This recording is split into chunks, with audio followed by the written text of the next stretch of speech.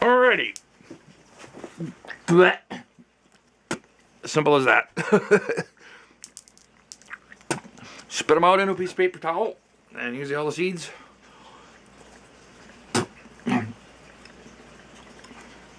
And you can clear them out from in between your teeth and just spit them into the paper towel. And the paper towel will absorb the saliva and wick it away from the seeds a little bit.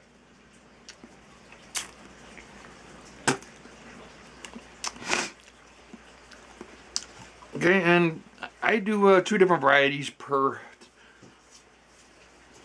Oh, there's another one. 2 different varieties per flat, and I'm not particular whatsoever about placement or anything like that. I basically just kind of till the soil up a little bit, loosen it up. Notice this is all just junk soil. This is not store-bought and stuff. It's just stuff I got from outside in the garden. It's got some compost bits in it. It's even got a little kitty litter. It's got, whatever I can find. Plants are not as particular as people, particularly farmers, like to claim that they are sensitive to.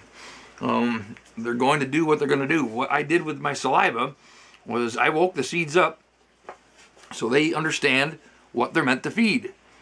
Okay, and also a part of this process, so you can see it's absorbed it a little bit, is you just take the paper towel, wad it up a little bit, and breathe into it, in and out. Warms the seeds up, gives them a little taste of your respiration, what your respiration is like, gives them a little bit more clue as to what they're feeding. This is all part of Anastasia's method.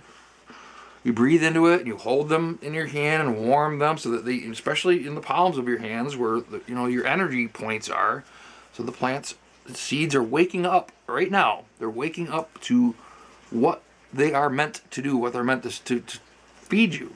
And a point that I'm plan to point out about this is the aluminum pan that I'm using is, it's the harder, solid, more aluminum, and it's actually inuring these seeds to being exposed to aluminum, so that they automatically try to compensate for that exposure. They might burn the roots, all the shit that Monsanto's putting in the skies and chemtrails and whatnot with aluminum in it.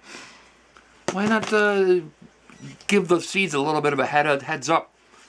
Let them, give them a fighting chance to survive a little bit. And what I plan on doing is connecting these aluminum pans to grounding points out in the greenhouse after they get started. Nice and heavy out in the inside. I'll ground them so that they're at the same potential as the earth outside, and we'll let them grow.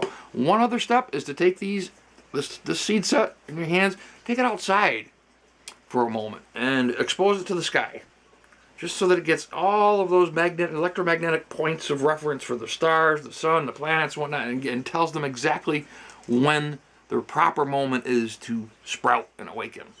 I'm right now, this is the 11th of March, which is, I guess, is in the rooting, or the full moon cycle, which means root veggies and so I'm a little bit off here in starting these, but it should not make one difference whatsoever. In fact, it's the transplanting time that's going to make more difference than the sowing of the seeds. But I'm going to take these outside, show them to the celestial bodies, and bring them back in.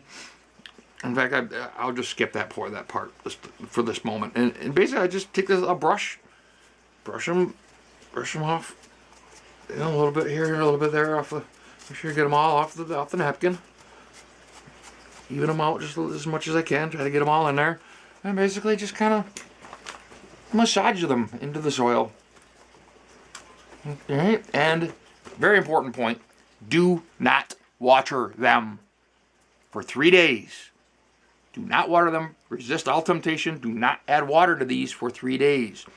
It'll give their saliva a chance to actually sink into the seeds, wake them up, give them a chance for the little root to come out and start feeding on the soil out here. And then you want to give them a nice dose of wet watering. Preferably, I use the water from my turtle tank because it's got nutrients and all kinds of local environmental influences that have, that have been a part of my existence for years and years, sitting here in this room. So that water is going to come down and give additional information to the plants to help, so they will understand, what they're meant to feed and all of my ailments at this moment in time. And I'm going to keep reassuring them throughout their growing cycle,